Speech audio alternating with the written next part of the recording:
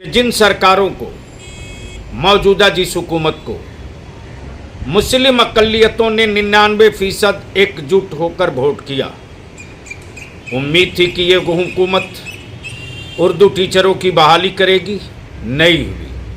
हमारे मदरसों को अनुदानित करेगी, नहीं हुई। मदरसा बोर्ड का क़याम करेगी, नहीं हुआ। उर्दू एकेडमी कायम होगी, नहीं हुआ। सत्ता में हमारे बच्चों की हिस्सेदारी मिलेगी, नहीं हुआ।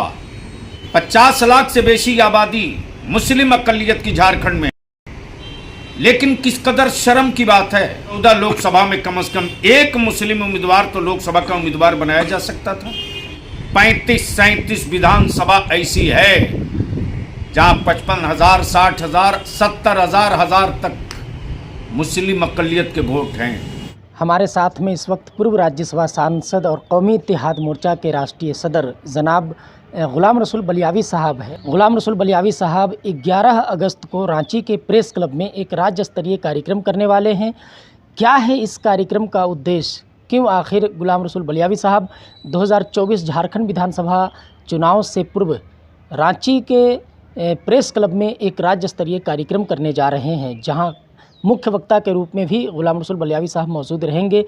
आज हम ग़ुलाम रसूल बलियावी साहब से जानेंगे कि क्या है 11 तारीख को होने वाले कार्यक्रम का उद्देश्य। तो आइए बात करते हैं पूर्व राज्यसभा सांसद कौमी इत्तेहाद मोर्चा के राष्ट्रीय सदर जनाब ग़ुलाम रसूल बलियावी साहब से। राज्य स्तरीय सूबाई स्तरीय झारखंड की मीटिंग 11 अगस्त सुबह 10 बजे प्रेस क्लब में कौमी इत्तेहाद मोर्चा ने बुलाई।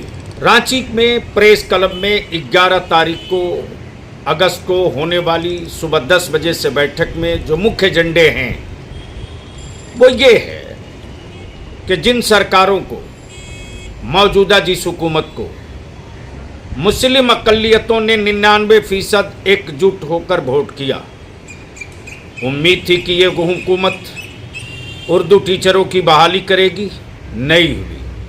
हमारे मदरसों को अनुदानित करेगी, नहीं हुई। मदरसा बोर्ड का क़याम करेगी, नहीं हुआ। उर्दू एकेडमी कायम होगी, नहीं हुआ। सत्ता में हमारे बच्चों की हिस्सेदारी मिलेगी, नहीं हुआ। हुआ ये कि न रुकने वाला मुसलमानों को मॉब लिंचिंग का तोहफा मिला, उर्दू का खात्मा हो गया। सत्ता और इक़्तिदार में हिस्सेदारी की जब भी बात करती मेरी कम्युनिटी के लोग, तो उन्हें सांप्रदायिकता और फ़िरका परस्ती दिखाई जाती है। आखिर कब तक? 50 लाख से बेशी आबादी मुस्लिम अक़लियत की झारखंड में, लेकिन किस कदर शर्म की बात है, सेकुलर कहलाने वालों में या तो अपनी कम्युनिटी या अपनी पार्टी का वोट ट्रांसफर कराने की औकात नहीं है।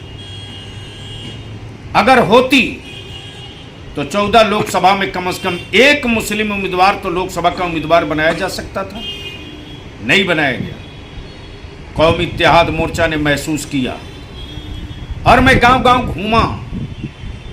35-37 विधानसभा ऐसी है जहां 55,000, 60,000, 70,000 तक मुस्लिम अक़लियत के वोट हैं। इन सारे मौजूदात, सारे एजेंडे को लेकर रांची के प्रेस क्लब में 11 अगस्त को सुबह 10 बजे एक अहम राज्य स्तरीय बैठक हो रही। मैं गुजारिश कर रहा हूं, मैं अपील कर रहा हूं, पार्टियों से ऊपर उठकर, दलों से ऊपर उठकर, संगठन से ऊपर उठकर अपनी नस्लों के मुस्तकबिल के लिए 11 तारीख को सर जोड़कर बैठिए और बताइए कि मौजूदा राजनीतिक और सियासी सूरत हाल में मुसलमान क्या करे, सरेंडर करे या हक की बात करे, खुद सुपुर्दगी करे या अपनी नस्लों के मुस्तकबिल का कोई नक्शा लेकर खड़ा हो। हम उम्मीद करते हैं हसास दिलों से, मिल्ली दर्द रखने वालों से,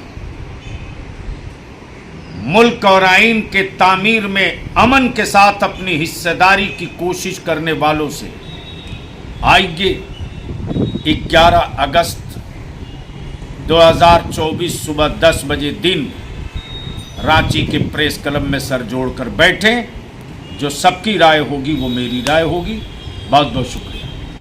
तो सुना आपने किस तरीके से गुलाम रसूल बलियावी साहब जो है वो 24 वर्षों के झारखंड में किस तरीके से मुसलमानों के मुद्दों के साथ में जो है अनदेखी की गई है, किस तरीके से मुसलमानों से वोट लेने वाली जो पार्टियां हैं वो जब सत्ता में आ जाती है तो मुसलमानों के मामले से ये पार्टियां किस तरीके से जो है नज़रअंदाजी करती है, आँख फेर लेती है, मुसलमानों के मुद्दों पर ये बात नहीं करती है, काम नहीं करती है। इस तरीके के आरोप जो है गुलाम रसूल बलियावी साहब लगा रहे थे राज्य की सरकारों पर।